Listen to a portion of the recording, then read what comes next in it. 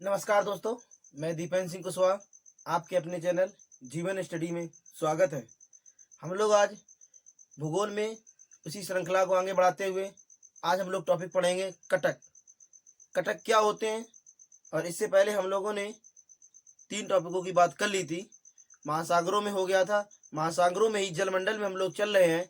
उसी जलमंडल में आज जो टॉपिक है कटक है, और उन्हीं टॉपिकों में हम लोग पढ़ चुके हैं। जलमग्न तट पढ़ चुके हैं, महासागरीय मैदान पढ़ चुके हैं, महासागरीय ढाल पढ़ चुके हैं। इन सब की हम चर्चा कर चुके हैं। आज जो टॉपिक है कटक।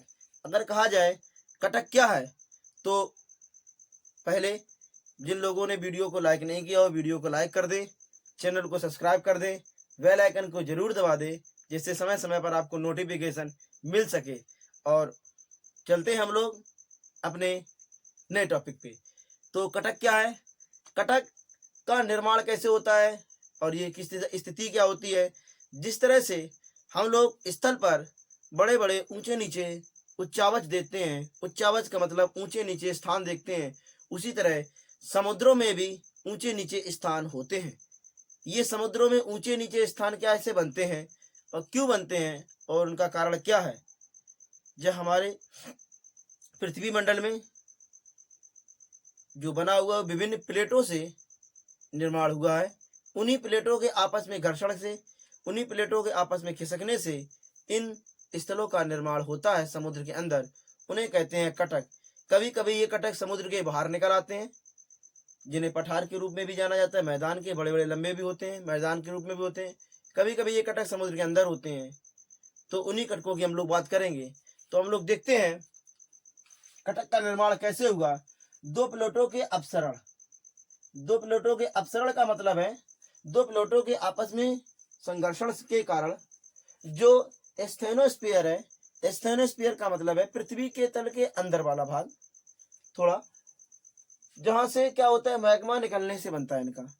पृथ्वी के तल का स्टेनोस्फीयर वाले भाग से जब 2 प्लेटें आपस में, जैसे 2 प्लेटें हैं, ये 2 प्लेटें हैं, कह सकते हैं एक ये प्लेट, ये 2 प्लेटें हैं। इस तरह से ये 2 प्लेटें आपस में संघर्षण द्वारा हो रही है, और इसके नीचे से एक ज्वालामुखी वाला स्थान ऐसे है।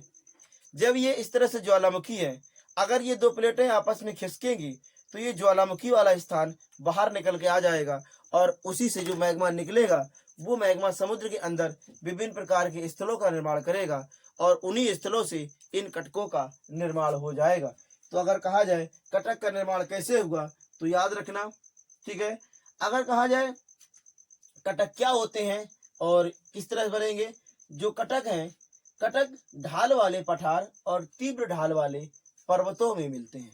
यानी कटक का निर्माण कहाँ पर होगा, जहां पर जो ढाल होगा, जैसे मैंने बोला था सागरी ढाल, उनमें मिल जाएंगी। और जो उनका तीव्र ढाल होगा वो भी किसके साथ में, पर्वतों के साथ में। जहाँ तीव्र ढाल होगा वहां पर कटकों का निर्माण हो जाएगा। इसके बाद ये ढाल कहीं कहीं क्या होते हैं, कहीं कहीं ये कटक समुद्र तल के स्तर से ऊपर उठ जाते हैं। मैंने ये बताया, कहीं कहीं ये क्या होते हैं, समुद्र तल, जैसे अटलांटिक महासागर में लोग पढ़ेंगे किस तरह से ऊपर उठते हैं। तो कहीं कहीं ये कटक क्या होते हैं, समुद्र तल से ऊपर उठ जाते हैं, और वहां पर ये द्वीपों का निर्माण कर लेते हैं। और उन्हीं द्वीपों में एक द्वीप आता है एजोर्स द्वीप। उन्हीं द्वीपों में एक द्वीप का नाम आता है एजोर्स द्वीप, और इस द्वीप का निर्माण इन्हीं कटकों द्वारा हुआ है। अटलांटिक और हिंद महासागर में इन कटकों का विस्तार सबसे ज्यादा मिलता है। अगर कहा जाए इन कटकों का विस्तार सबसे ज्यादा कहाँ पर मिलेगा, तो अटलांटिक महासागर और हिंद महासागर में इन कटकों का सबसे ज्यादा विस्तार मिलता है। ये तो एक कटक की बात हो गई। और प्रशांत महासागर में कैसे कटक मिलेंगे, हिंद महासागर में कैसे कटक मिलेंगे, और अटलांटिक महासागर में किस प्रकार की कटक मिलेंगे, हम इन कटकों की बात करते हैं।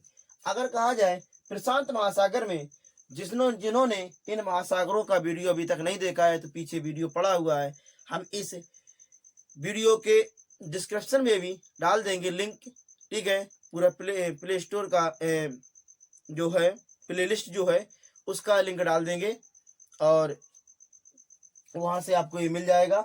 आगे बात करें अगर प्रशांत महासागर में, तो जिन्होंने ना देखा हो इन महासागरों का वीडियो जरूर देखें, जिससे वहां पर मैंने बहुत सारी चीजें बताई थी।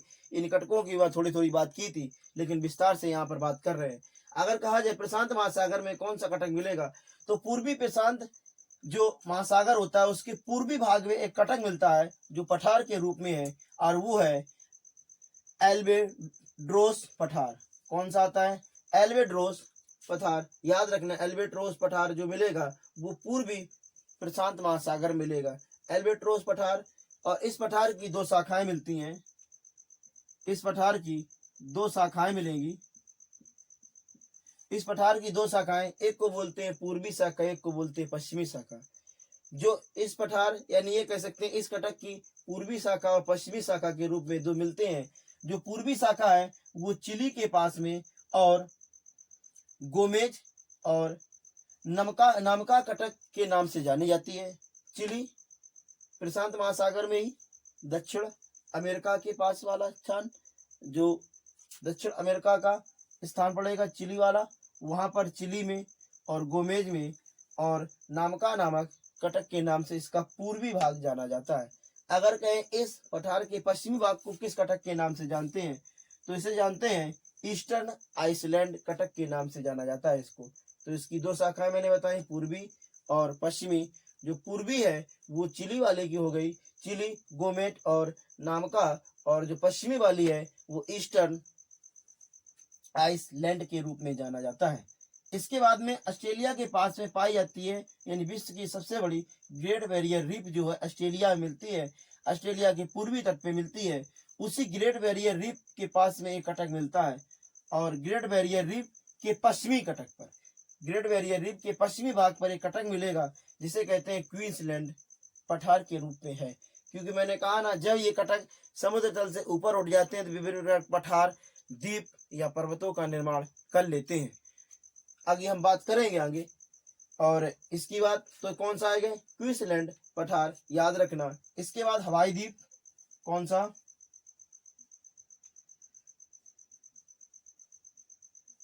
हवाई द्वीप मिलेगा। हवाई द्वीप की बात करें तो हवाई द्वीप कहाँ पर?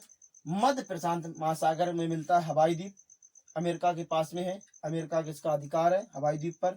इसके बाद में एल्बेत्रास,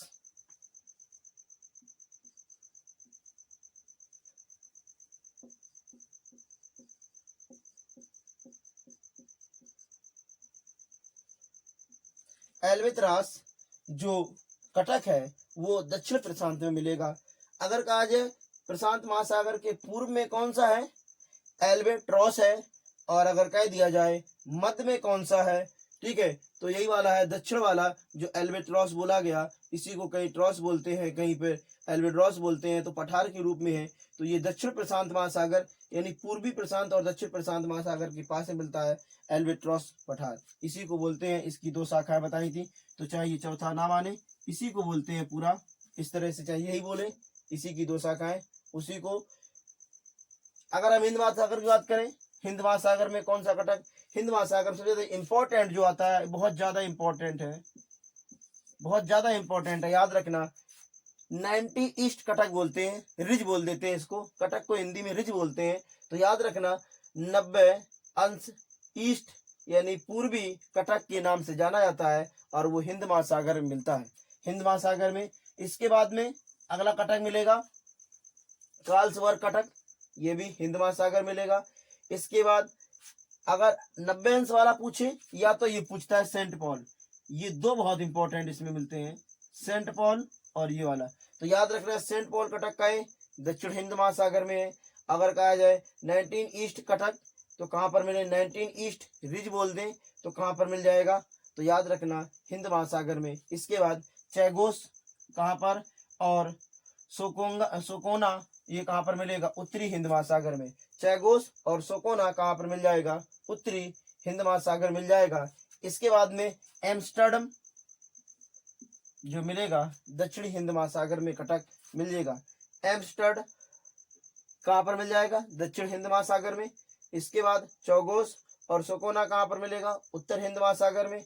इसके बाद सेंट पॉल दक्षिण हिंद महासागर में। इसके बाद 90 अंश उत्तरी पूर्वी कटक के नाम से जाना जाता है, और ये मिलेगा हिंद महासागर में। इसके बाद मिल जाएगा कार्लसवर्ग, ये भी कटक कहाँ पर मिलेगा? हिंद महासागर में कटक मिलेगा। तो इस कटक की बात हो गई। हम बात करें अटलांटिक महासागर में, जो अटलांटिक महासागर में सबसे ज्यादा अगर कोई पूछा जाता है तो ये पूछा जाता है कटक।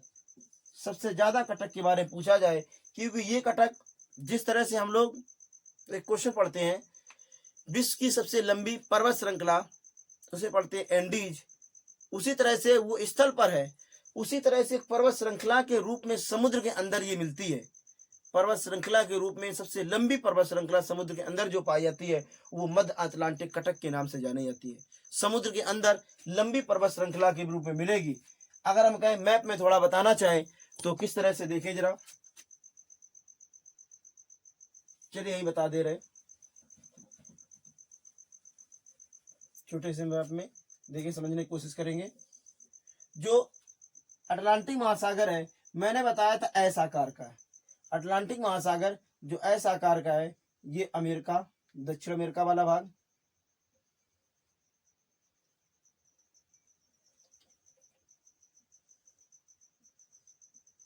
ये दक्षिण अमेरिका वाला भाग, ये अमेरिका, उत्तर अमेरिका वाला भाग हो जाएगा इस तरह से, ठीक है। ये और यहाँ पर अफ्रीका,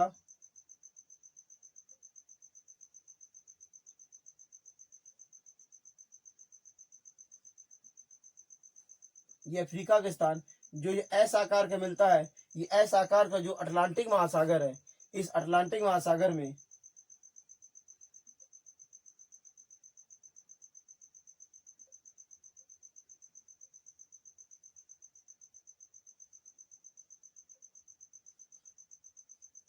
ये इस तरह से मिलेगा। तो यहाँ पर जो एस आकार की स्थिति दिख रही है, इस एस आकार की स्थिति में अटलांटिक महासागर, इस अटलांटिक महासागर में जो मध्य अटलांटिक कटक है, ये भी इसी तरह से मध्य अटलांटिक कटक के रूप में एक पर्वत श्रृंखला के रूप में फैला हुआ है। मध्य अटलांटिक कटक के रूप में एक पर्वत श्रृंखला है। तो इस तरह से याद रखना, यहाँ पर मिलेगा मध्य अटलांटिक कटक, मध्य अटलांटिक कटक में मिलेगा। तो याद रखना, मध्य अटलांटिक कटक में अगर कहा जाए मध्य अटलांटिक कटक का विस्तार कहां से कहां तक है, तो उत्तर में आइसलैंड तक और दक्षिण में, उत्तर में आइसलैंड यहाँ पर है,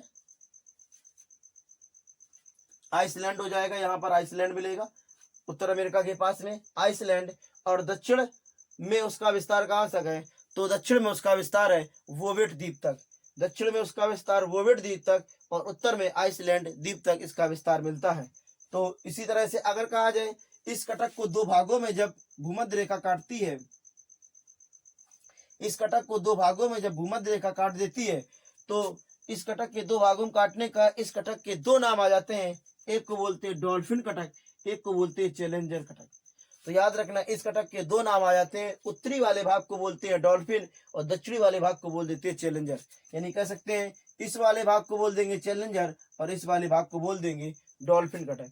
और अगर कहा जाए, इस कटक का एक हिस्सा ग्रीनलैंड के पास में, ग्रीनलैंड के दक्षिण में है, और इस कटक का एक हिस्सा जो पड़ता है ग्रीनलैंड जो होता है, उस ग्रीनलैंड के दक्षिण में जो पड़ता है स्थान, और वहां पर एक पठार बना हुआ है, उस पठार को बोलते हैं टेलीग्राफिक पठार।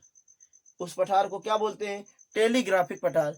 इसी टेलीग्राफिक पठार से होते हुए जो विश्व में विभिन्न प्रकार की ऑप्टिकल फाइबर लाइनें बिछाई गई, जो अमेरिका से इंटरनेट की जो सुविधा भारत में आती है या विभिन्न यूरोपीय देशों में आती है, उन देशों में इसी ऑप्टिकल, इसी पठार से होते हुए, यानी कह सकते हैं यहाँ पर ये पठार मिलेगा इस तरह से, यहाँ पर ऐसे ये पठार मिलेगा।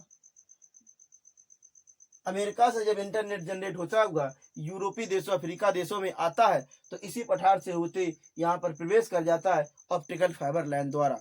तो याद रखना, टेलीग्राफिक जो पठार है वो भी अटलांटिक महासागर में ही है। टेलीग्राफिक पठार बहुत ज्यादा पूछा जाता है, कटक के रूप में आता है। डॉल्फिन कटक कहें, चैलेंजर कटक कहें, और इसके बाद में मध्य अटलांटिक कटक के ही दो स्थान आते हैं। ये किसकी बात हो गई? इन कटकों की बात हो गई।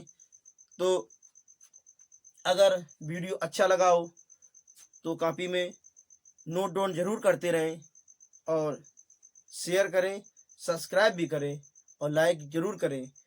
और बेल आइकन को ज़रूर दबाएं, जिससे आपको नोटिफिकेशन जो डाला जाए या वीडियो डाला जाए उस वीडियो का आपको नोटिफिकेशन मिल सके। जय हिंद।